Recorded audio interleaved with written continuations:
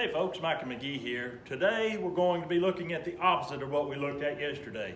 Today we're going to be looking at milking cows with short teats.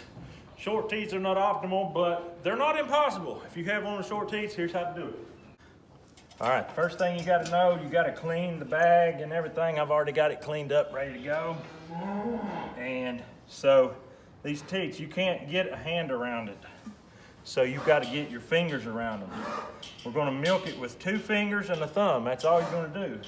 And you're going to trap the milk in with your first and second finger.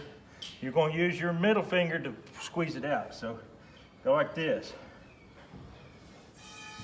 See that little thin stream? It's not much, but it's milk. This particular cow is a Jersey. She's incredibly gentle, very gentle. She belongs to my neighbor and I'd have her in a minute. I love her. Even though she's got the little tits, I would still have this cow because of her gentleness. You just set your thing down. The tit here on the back is even shorter. It's a 2-finger tit. It's not a 3-finger tit.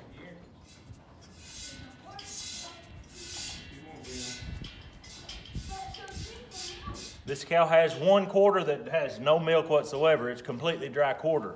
If you didn't know, cows have 4 quarters. Each teat is to a separate quarter. So the whole bag is not full of just one mammary gland. It's got 4 separate compartments, and that makes it nice because if one goes bad, you've still got 3 good ones that'll still provide good milk. Now I'm gonna get in here and I'm gonna start milking.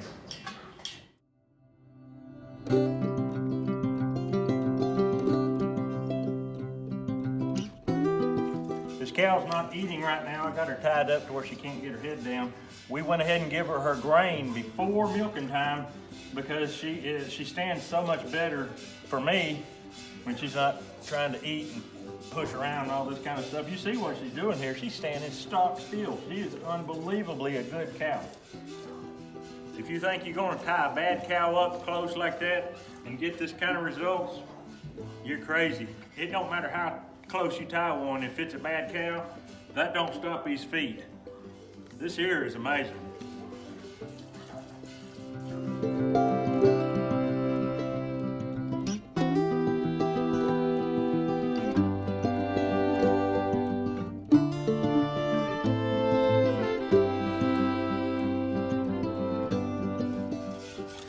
Biggest drawback to these small teats is how long it takes to milk.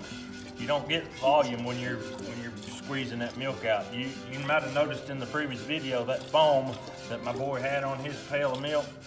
You can't get foam because the milk's coming out so slow. And you might wonder, well, who cares if there's foam on it? Yeah, but it's kind of nice to be able to milk it fast, you know.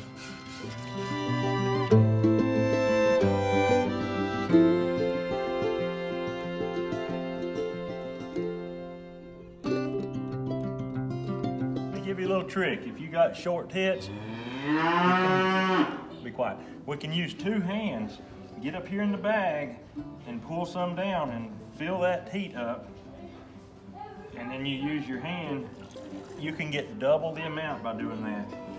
But you can't milk 2 teats at once. You're stuck to one. But especially when you get it finished up and you're just stripping her out for the final, just grab that and do that like that.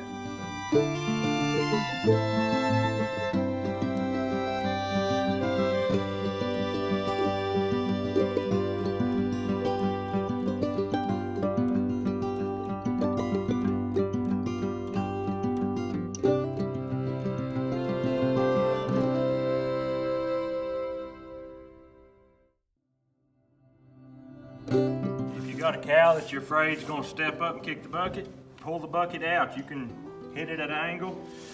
If you miss some, it runs down the side. It ain't no big deal. It could be worse if she kicks the whole thing over, right?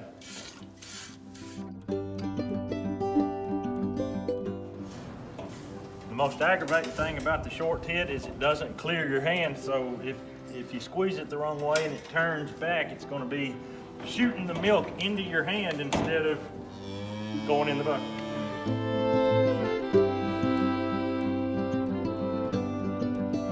If you're a first-time milker, even a second time milker.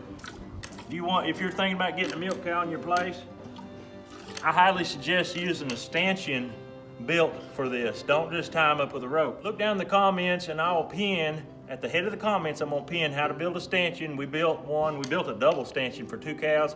Go check that out if you're interested in having cows, milk cows. Okay, we got it. That's gonna wrap up this video. Hope you enjoyed it. We appreciate you watching this video and subscribing to the channel.